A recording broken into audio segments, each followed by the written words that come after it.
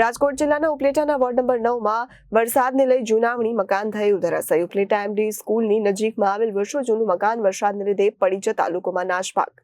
રાજકોટ જિલ્લાના ઉપલેટાના ward number 9 માં વરસાદને લઈ જૂનાવણી મકાન થયું ધરાશાયી। ઉપલેટા એમડી સ્કૂલની નજીકમાં આવેલ વર્ષો જૂનું મકાન વરસાદને લીધે પડી જતા લોકોમાં નાશભાગ। છેલ્લા 3 દિવસથી ઉપલેટા પંથકમાં સતત વરસાદ વરસી રહ્યો છે, જેને મુસ્લિમ વિસ્તારમાં આવેલ મુસાફર ખાનું સમાજનું આરામગૃહ વર્ષો જૂનું બાંધકામ હોય છે, વરસાદને લીધે જમીન દોષ થયું છે। આ મુસાફર ખાનામાં હાલ થોડા સમયથી કોઈ રહેતું ન હોવાથી મોટી જાનહાનિ ટળી હતી। વર્ષો જૂનું મકાન અચાનક ધરાશાયી થતા ઉપલેટા નગરપાલિકા પ્રમુખ વર્ષાબેન ગજેરા, નગરપાલિકા સદસ્ય નિકુલભાઈ ચંદ્રવાડિયા, મનોજભાઈ નંદાણીયા સહિતના આગેવાનોએ ઘટનાસ્થળની મુલાકાત લીધી હતી। વોર્ડ નંબર 9ના વિસ્તારના પૂર્વ પાલિકા સદસ્ય રઝાકભાઈ હિંગોરા, ગુલામ બાપુ બુખારી, ઇમરાન બાપુ પીરઝાદા અને ચણા સહિતના નગરપાલિકાના સદસ્યો સ્થળ પર પહોંચી અને જેસીબીની મદદથી કાટમાળ હટાવવાની કામગીરી શરૂ કરી। હું રજા કોસવાણી પૂર્વ નગર સેવક। આ એમડી સ્કૂલ પાસે આવેલ જૂનું મુસાફરખાનું આશરે 100 વર્ષ આસપાસ એટલો ટાઈમ થઈ ગયેલો હતો।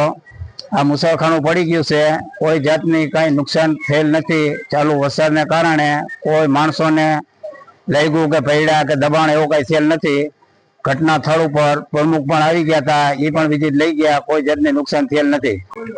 હું અનીસ ઓસમાન ચણા, ઉપલેટા વોર્ડ નંબર 4 ના સુધરે સભ્ય। મને બાવલાભાઈ હિંગોરાનો ફોન આવેલ કે એમડી સ્કૂલ પાસે મુસાફરખાનો ધરાશય થઈ ગયેલ છે, તો મેં ફોનમાં પૂછેલ કે કોઈ જાનહાની થયેલ છે કે નથી, તો મનોજભાઈ નંદાણીયા, નિકુલભાઈ અને પ્રમુખને સ્થળ ઉપર અમે વિઝિટ કરેલ પણ કોઈ જાનહાની થયેલ નથી ને તાત્કાલિક જેસીબી, ટ્રેક્ટર, નગરપાલિકાના તમામ માણસો મોકલી દીધેલ હતા। હું ઇમરાન ઇકબાલ મેં પીરઝાદા, વોર્ડ નંબર 9 સદસ્ય। વોર્ડ નંબર 9 માં એમડી સ્કૂલ પાછળ આશરે 100 વર્ષ આસપાસ જૂનું મુસાફરખાનું જે ચાલુ વરસાદમાં પડી ગયેલ ને એમાં કોઈ પણ જાનહાનિ થયેલ નથી। માલ મિલકતની નુકસાની થઈ છે, બાકી કોઈ જાનહાનિ કે કોઈ બીજું કોઈ એવા સામે કઈ આવ્યું નથી। મારું નામ ગુલામ હુસેન બાપુ બુખારી, 9 નંબરના વોર્ડના સુધરે સભ્ય। આ મુસાફરખાના પડતા એક કોલ આવ્યો તો અમે આવ્યા અહીંયા ને પ્રમુખ આવ્યા, પછી નિકુલભાઈ આવ્યા, પછી મનોજભાઈ આવ્યા, જોયું અહીંયા કોઈને લાગ્યું નથી કાંઈ એવું। Bureau report Janadesh news Upleta.